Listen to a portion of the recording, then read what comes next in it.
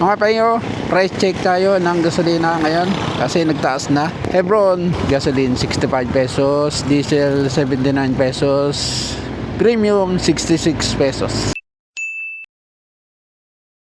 Petron na gasoline station, diesel 79 pesos, turbo diesel 83 pesos, extra advance unleaded 68 pesos, XCS 71 pesos.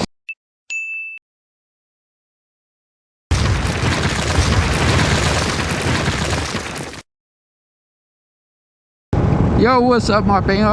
Welcome to another episode. So dito tayo sa Luisiana, Laguna, nagra-ride tayo. For today's episode, paano ba makatipid ng gasolina? Paano diskarte para makatipid sa gasolina? Right, yun ang topic natin ngayon. Dahil sa sobrang mahal ng gas ngayon, dahil sa gera, war ng Israel with USA kalaban ang Iran. Grabe ang Iran, ano? Daming langis pala doon. Inohold nila yung langis dahil ginegera na sila or sila ang nanggegera. Di ko alam yung history ng war ng sa Middle East. So, apektado lahat. Grabe, sa Israel, sa Bahrain, sa Kuwait, UAE. In Dubai, hindi naman inabot. Luisiana tayo. So, kaya tutulungan ko kayo kung paano diskarte natin para makatipid sa gasolina. Kasi ang mamahal dito, 78 pesos. So, may 90 pesos pa sa diesel. So kanina nakita nyo yung presyo sa amin sa Marumsal. Nagre-range sa yung gasoline, nagre-range sa 66 pesos yung pinakang mababa. Tapos yung diesel mga 80 pesos. Tapos yung sa Shell na diesel 90 pesos. Sobrang mahal. So 100 pesos. Grabing gagawin sa ating mga consumers. Malaking epekto sa atin, diba? Super laking effect.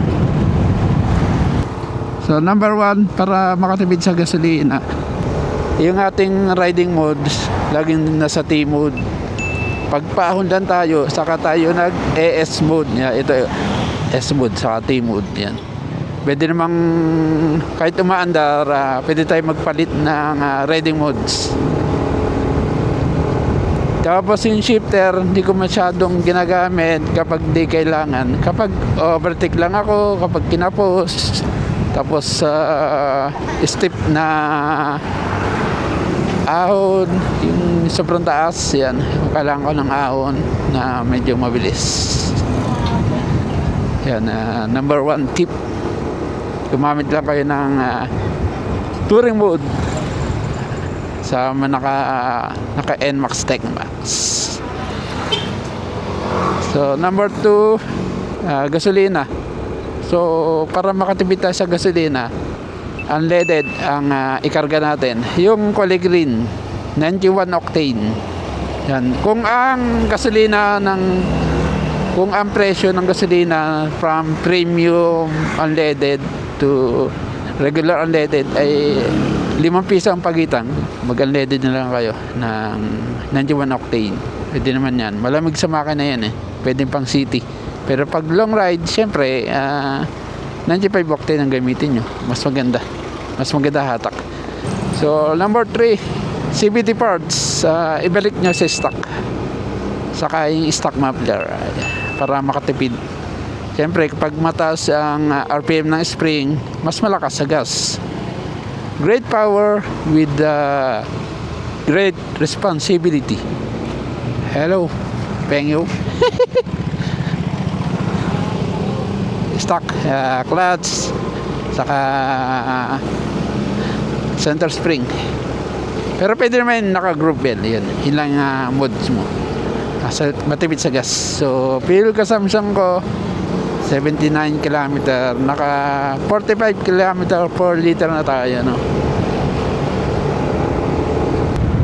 Kasi yung stock pipe, maganda yung torque nya sa low end power. Yung kakastart mo lang, malakas ang torque. Kaya yung pihit mo sa throttle ay konti lang, half throttle lang or 1/4 throttle, kaya matipid sa gas. Malakas ba yung ano, wind drag? Kasi nasa chin ang aking ano, microphone yan, yung ko nilagay muna. Number 4, yung touring speed lang gamitin natin. So mag maximum 80 kph lang tayo yung speed.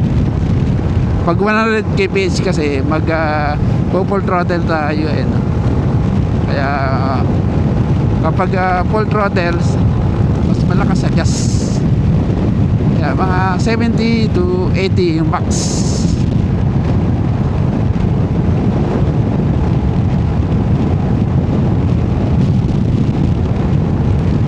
Chill lang, half throttle lang nagagamit natin piga ng throttle.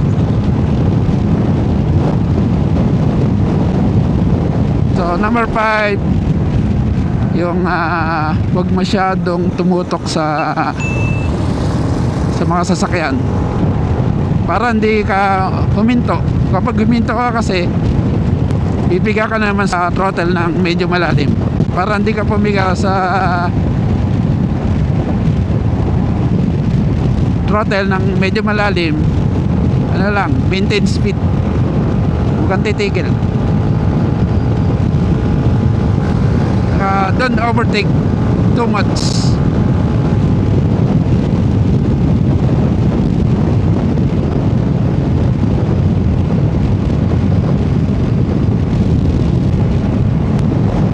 Number 6, iwasan ng top speed.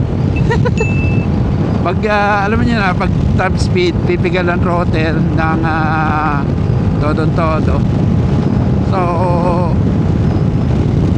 malakas sa gas. Kasi yung throttle body mo, pinakang valve nya is malamang mag-full open yun. Kaya malakas sa gas.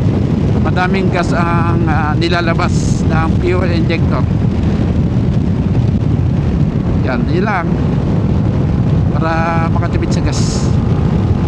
Chill ride lang.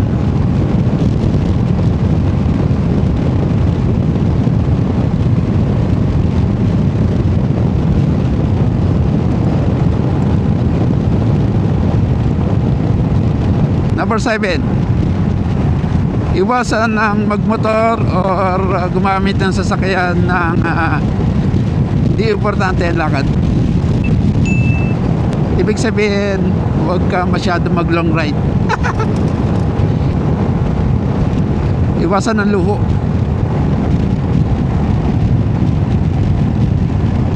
Kung magra-ride ka, nasa malapit lang naman,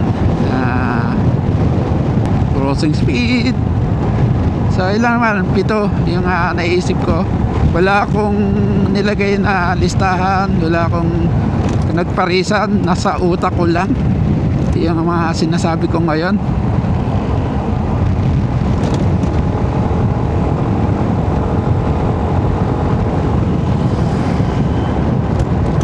Aray ko.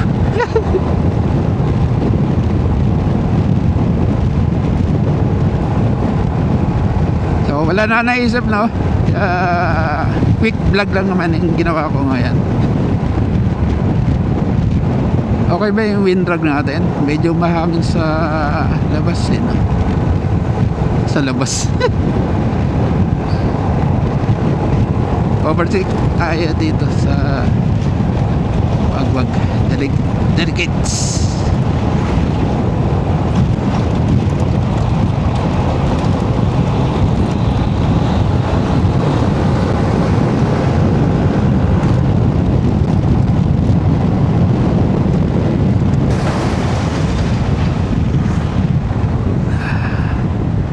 Crossing.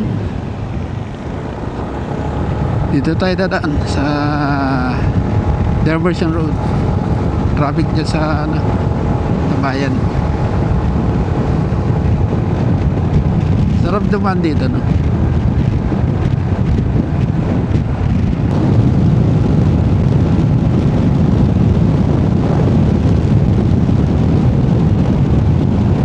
Ganyan yung speed lang. Medyo tipid. As of now, 45.3 km per liter. Patag, Luso, Ahon. Yung patag kasi piga tayo ng piga, kaya ganda yung speed natin or yung fuel consumption. Para sa akin okay na yan.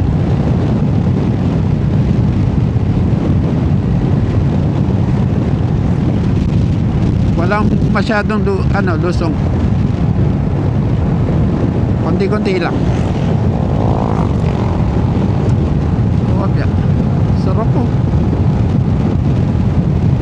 Parang sarap mag top speed dito. Is masabulo pa. Agagal pati ako.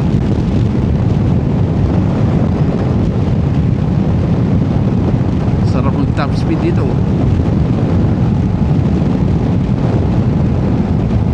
Pero pass.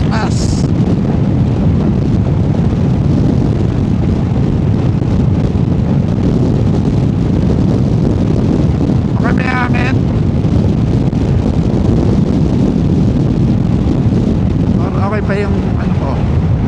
Dito pa.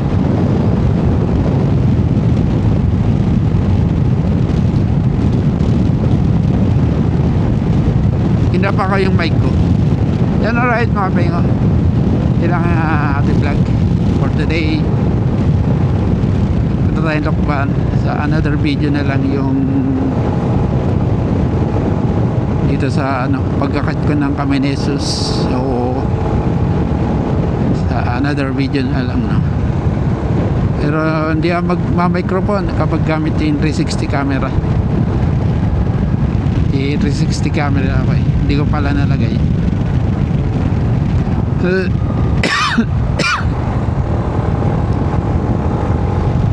Kaya kapag ganitong paahon, gamit ka ng shifter level 1. Okay na yung level 1.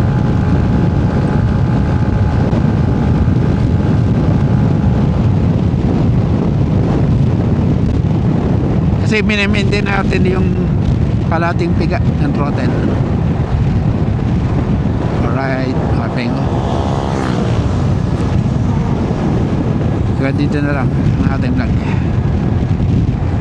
Alright, bye bye mga pengo. Don't forget to subscribe mga pengo. Hit nyo lang subscribe button and bell notification for more updates and episode. Alright mga pengo, stay safe and ride safe always. And bye bye. Jollibee na dito.